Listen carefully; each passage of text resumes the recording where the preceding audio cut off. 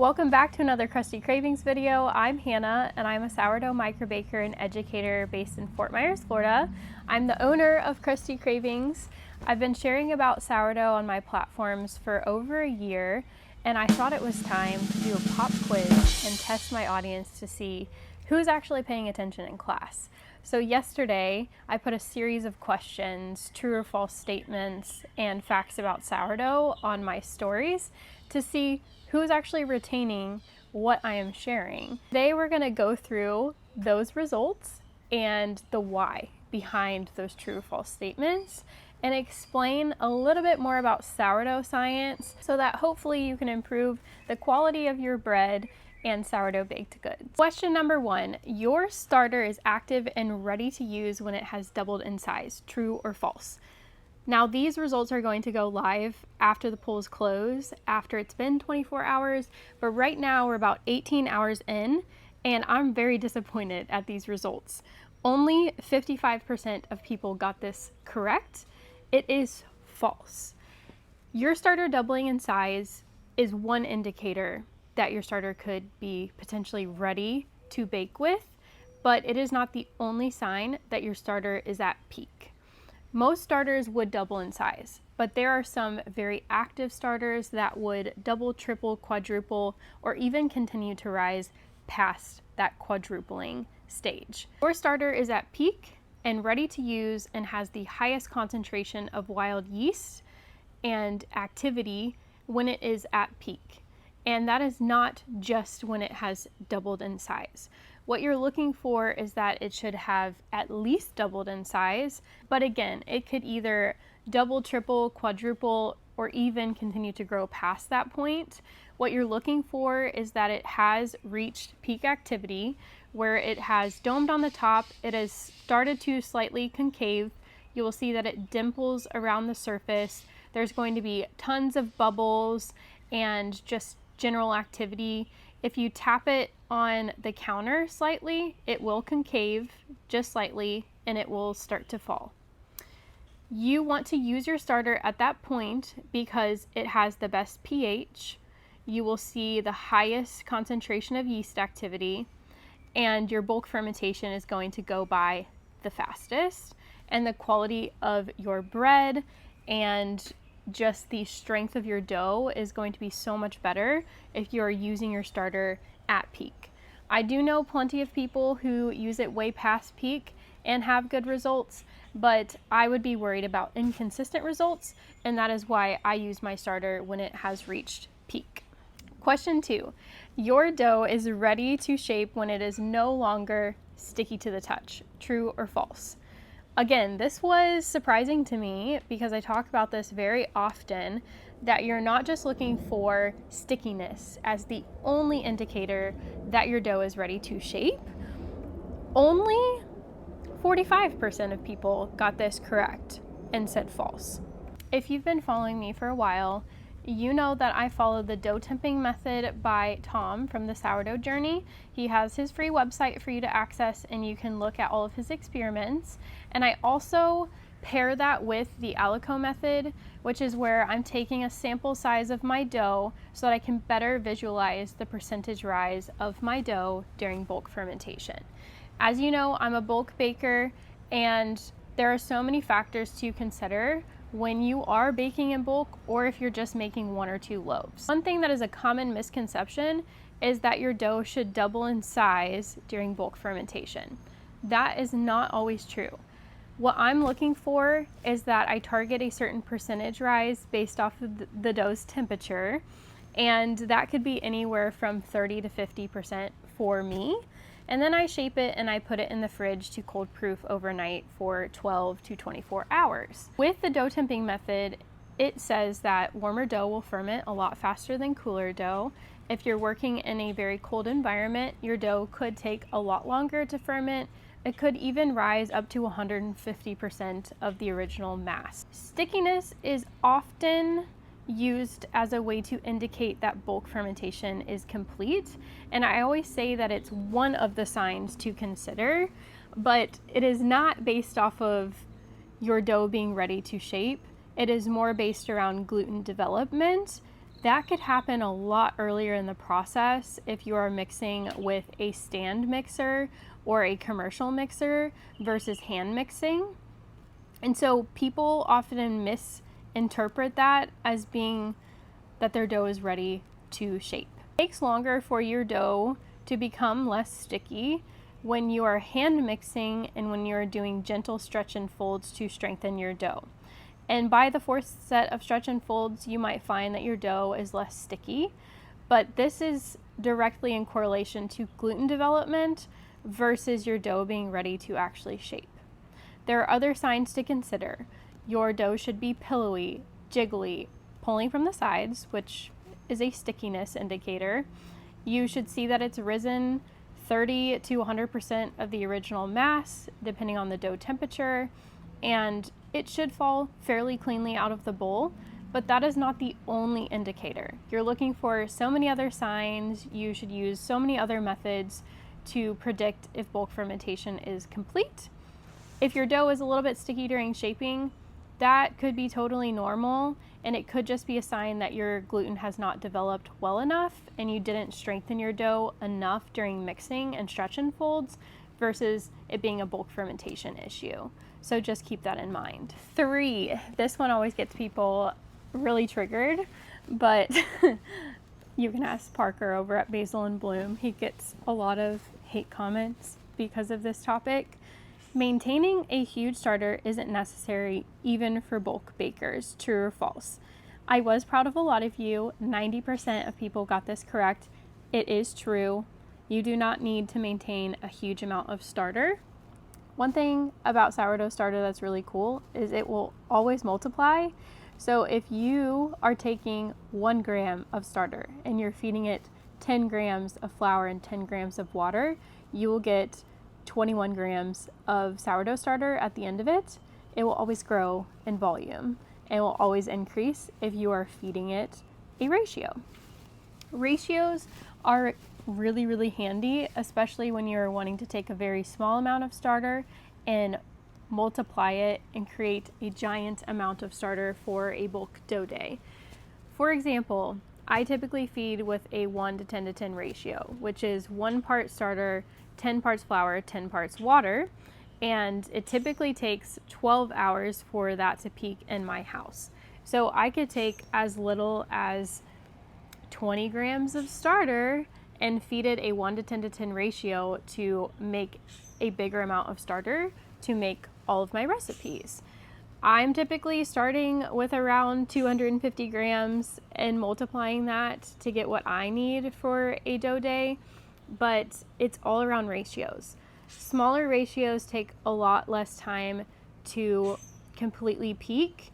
They fall much faster and they need to be refreshed sooner. With a 1 to 10 to 10 ratio, it takes 12 hours to peak and it doesn't need to be refreshed for 24 hours. So it takes a lot less maintenance. So if I wasn't planning on baking and I just wanted to keep my starter at room temperature and feed it small amounts, I would probably start with 5 grams of starter and feed it a 1 to 10 to 10 ratio.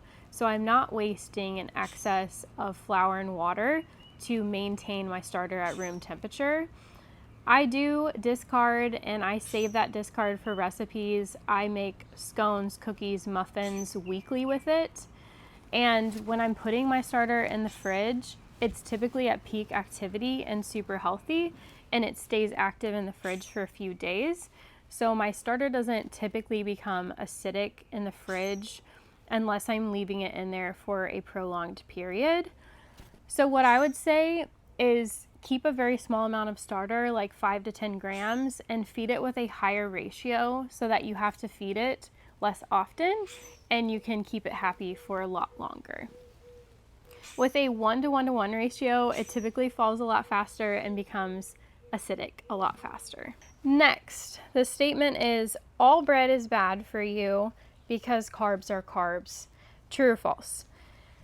I think the 5% of people who answered true to this statement are just trolling me, but just in case you aren't, there is a lot of research to back up that sourdough bread, which is long fermented, made with real ingredients, organic ingredients, and freshly milled flour, is so much better for you than what they sell at the store. I don't know if you could even call what they sell at the store real bread, because it has dough conditioners, additives, preservatives, seed oils, and so many ingredients in it that I don't even know where they come from, how they're made, and how the body reacts to it or digests those types of things. A lot of these things are added into store-bought bread to make it ferment a lot faster. For example, store-bought bread is made with commercial yeast. Even sourdough bread that you find at the store is often made with Polish, which is a pre-ferment of commercial yeast to speed along the process and be able to mass produce it a lot faster. And then adding all of those other things into it just increases the shelf life so that they can sell it for a longer period of time without it molding. I did an experiment where I kept a store-bought loaf of bread in my pantry for a long time, 6 months. And every month I checked on it to see how long it was taking for it to mold or smell foul. The first month, no mold whatsoever. I couldn't even find an expiration date on the bag, which was very concerning. Second month, no mold. Third month, no mold. Fourth month, I actually opened the bag because I wanted there to be some oxygen in the bag, pathogens, potentially some bacteria to create mold. And when I checked on it in the fourth month, no mold. 5 months in, it started to smell kind of bad and get white dots on it. And by 6 months, there was actually visible mold on it. But if my store-bought bread is taking 6 months for it to smell bad and look bad, what are they putting in it? There was also a research study done that I'm going to link in the description of this video that I find fascinating. The study essentially aimed to evaluate the influence of sourdough fermentation on estimated glycemic index, in vitro starch digestibility, textural and sensory properties of 8 experimentally prepared sourdough breads to see which ones were better essentially for health. And something that is really cool is that the flour that you choose and the way that you ferment your bread also impacts how healthy it's going to be for consumption. Of course, everybody's bodies behave very differently. If you're a diabetic versus somebody who doesn't have any underlying medical conditions, it could impact your body a lot differently. So everybody has to eat bread in moderation.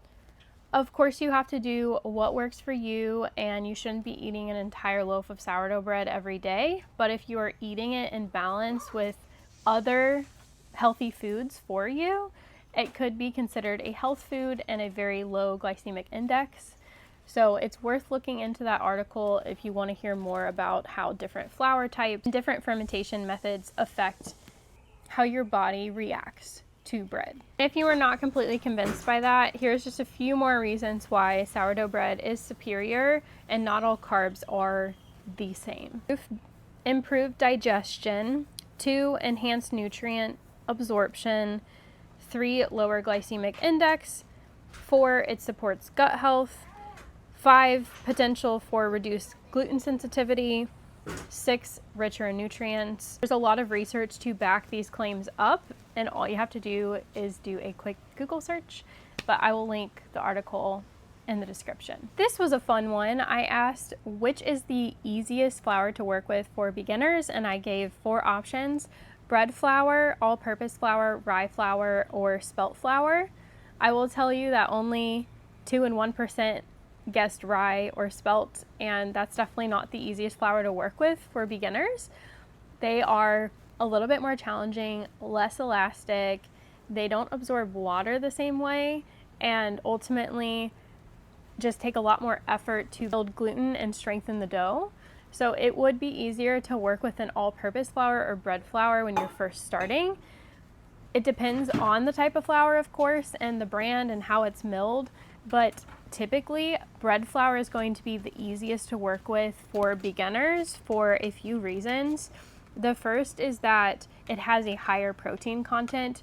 You will find that the protein content of bread flour is anywhere from 12 to 15%, sometimes even higher in other countries. and that just with better gluten development. Because it creates a stronger gluten network, it makes your dough a little bit more elastic, and it can trap more carbon dioxide during fermentation, which results in a lighter, more airy loaf and more of an open crumb, depending on the hydration that you're working with. If you did the same hydration for all-purpose flour as you would a bread flour, you will find that your loaf becomes a little bit soupier and harder to work with a lot faster, because all-purpose flour typically has a lower protein content.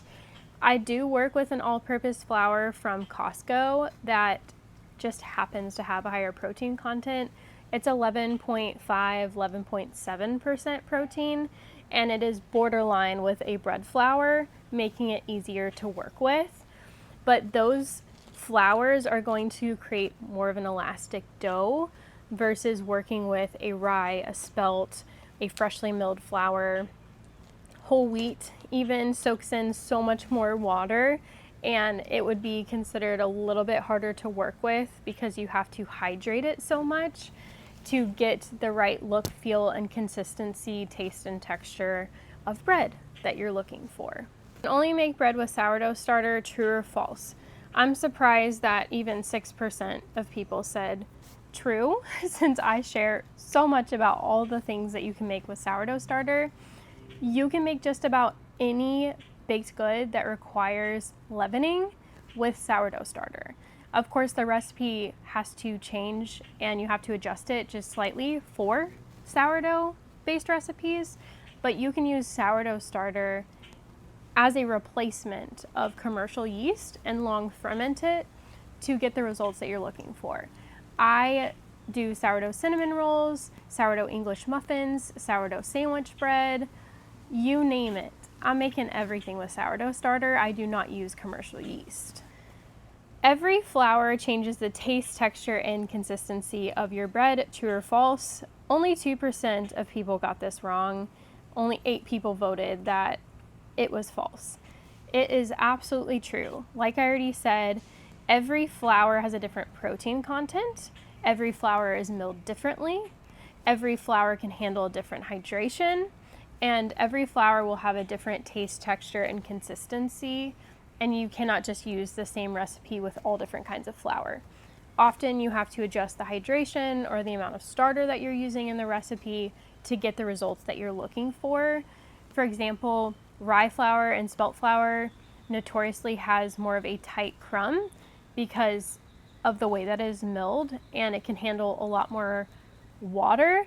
But at the same time, you can't push the water too far because it's really hard to work with. And there's actually a lower gluten content in spelt flour, I recently learned, which makes it harder to actually develop the gluten network, which creates more of a flat loaf if you're not careful.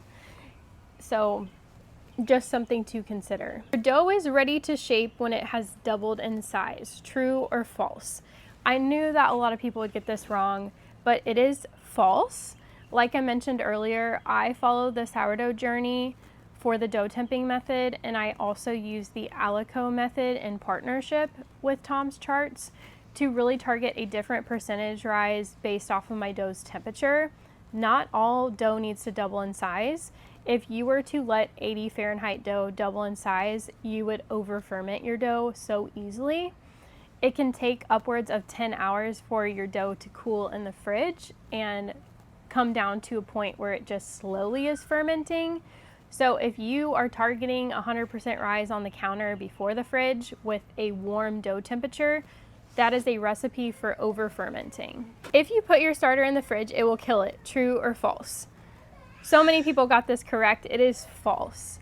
The fridge does not kill your starter, it just makes the wild yeast activity slow, and eventually most of it will go dormant, but there will always be a little bit of active starter still ready to revive and start using after a good 1 to 3 feedings. I put my starter in the fridge at peak so it stays fresh for longest and stays active for longest in the fridge. Then when I'm ready to use it, I get it out, I don't even let it to come to room temperature most of the time, and I just feed it with a ratio maybe 1 to 3 times before I start baking with it again. It was just a fun one. My husband was guessing sourdough terms a long time ago and seeing if he could get the right definition. He said that the window pane test was when you take a little of your dough and throw it out the window, and if it sticks, it's ready to go ahead and bake. The window pane test is actually to check for gluten development and to see how strong your dough is. It's when you take a little corner of your dough and you pull it up and you try to stretch it as thin as possible. And if you can see light through it on a window pane, then it is said your dough is very strong and well developed. Of course, you're looking to do that without it tearing. If it easily tears, that means there needs to be some more strengthening done to your dough. I was kind of surprised at the results for this one, but this could just be that people don't typically work with enriched doughs. I said enriched doughs generally take longer to ferment than simple doughs. So that would be like comparing a brioche-based recipe to my standard 72% hydration sourdough loaf that's only sourdough starter, flour, water, and salt. Do those two doughs ferment at the same rate if placed in the same environment at the same temperature? The answer is no. Enriched doughs do take longer to ferment, so the statement is true. They generally take longer to ferment, and a lot of that is just due to the added fats within the dough. So if you're adding butter, milk, eggs, or anything extra, if you're adding in sugar, whatever you're adding can actually slow down the fermentation process and just create a dough that takes a lot longer to ferment.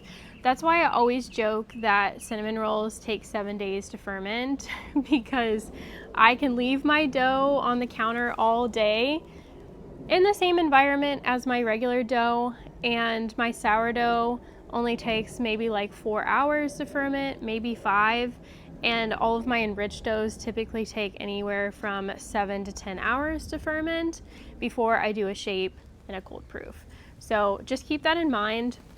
You have to be really patient with enriched doughs, and I find that a lot of people under ferment their cinnamon rolls. They under ferment English muffins, bagels, all the things, because they're so used to just a standard sourdough loaf, and they're comparing that to fermentation for enriched doughs, and they're just so different. I can typically let my dough double or even increase in mass more than that, and it would still be considered properly fermented. Bannetons help your shaped loaf hold its shape during proofing and wicks away moisture from the surface of the loaf, creating a better structure and crust. This is true. This is why you find that if you're using silicone or some sort of material that is not breathable, it will hold in way too much moisture and create a sloppier loaf that doesn't hold its shape as well during baking.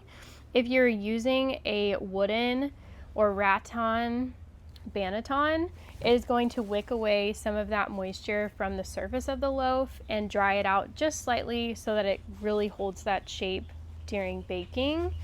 It also over ferments a lot easier if you are proofing in a material that holds in extra moisture and heat, so keep that in mind. You have to have a Dutch oven to bake sourdough in your home oven. True or false? Only 3% of people got this wrong and said true. It is false. 97% of you are paying attention. You can use the double loaf pan method by Maria at Leaf and Loaf Co. You can open bake in a loaf pan using a pot of water at the bottom of your oven, an iron skillet with lava rocks and boiling water poured over that for some steam. You can open bake using a baking steel, which I have 2 tutorials on. You can use a roasting pan. There's so many ways that you can bake your loaf without needing a Dutch oven, and so it's always good to look into your options to see what makes the most sense for you. The best feeding ratio for your sourdough starter is a 1:1:1 ratio, which is equal parts starter to flour to water. 14% of you said true and 86% said false. I personally think this statement is false. The reason being, A 1-to-1-to-1 ratio can cause your sourdough starter to become very acidic very quickly. It needs to be refreshed more often and fed typically every 8 to 12 hours if you're keeping it at room temperature. But with higher feeding ratios, like I mentioned, a 1 to 10 to 10 ratio, you don't have to refresh it for 24 hours typically. So if you're wanting less maintenance and you're wanting to keep your sourdough starter active and happy and healthy for longer, then you might want to use a higher feeding ratio, especially for maintenance. I only use a 1-to-1-to-1 feeding ratio when I want to start mixing dough within 3 to 4 hours, because that is the ratio that will peak the fastest, but it will also fall the fastest. And I learned something recently from Parker at Basil and Bloom in his intermediate sourdough course. He was talking about how there's research that now indicates that when your starter is falling, it is because there's a buildup of acid in the starter, which is actually killing the yeast. It's overpowering the wild yeast, and a lot of your yeast is either going dormant or actually dying off because the acid is overbearing and taking over. So you don't generally want to let your starter fall flat and become really acidic before feeding again. Ideally, you would like to do peak to peak feedings. And again, using a higher ratio is going to help you maintain that at room temperature a lot easier and waste a lot less flour and water than if you were to just always be doing a 1-to-1-to-1 feeding ratio and feeding every 8 to 12 hours. So keep that in mind. I showed a picture of hooch, and I said if your starter looks like this, it's mold. Throw it away. That is when your starter forms a thin, clear liquid at the top. If you've had it in the fridge for a long period of time, or if you've had it on the counter unfed for a long period of time, you will see a liquid start to form. And the longer it is unfed, it will start to turn colors, typically black. That is just your starter protecting itself. It's its own defense mechanism to protect itself. It's literally creating alcohol to protect itself, and that is totally normal. That just happens when your starter goes unfed for a very long period of time. Typically, my mom's always looks like that when I go to Kansas to visit because she doesn't feed it for 4 to 6 months. It doesn't mean that the starter is dead or moldy or that it needs to be thrown away. It just means that her starter is extremely hungry, extremely acidic, and it's starting to form hooch or alcohol at the very top. You can see that that sourdough gal actually made one of her friends drink hooch. I don't recommend that, but he said that it did a little something something, so I don't know. But do not throw your starter away if it forms that thin layer of clear or dark liquid. If it does have mold, if it has pink, if it has orange streaks in the starter, absolutely throw it away. If you see that your starter has orange or pink streaks, that means that there is a bad bacteria that is taking over and it cannot be revived. I would not risk it. I would just throw it away. And if you see any green fuzzies or white fuzzies or black fuzzies, definitely throw it away because you do not want to run the risk of poisoning yourself or giving yourself a very harmful bacteria in your system.